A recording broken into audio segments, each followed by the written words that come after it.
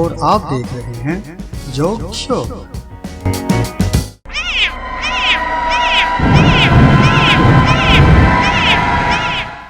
बबलू, आप अपने कमरे में जाओ, ये हॉरर फिल्म है, बच्चे नहीं देखते।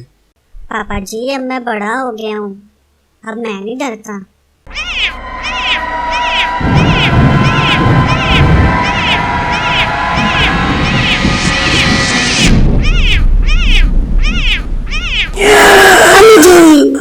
वाह बेटा, पहचान लिया अपनी माँ।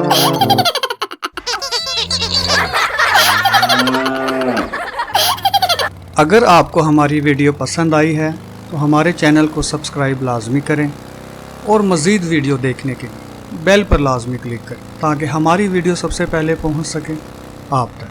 Thanks for watching.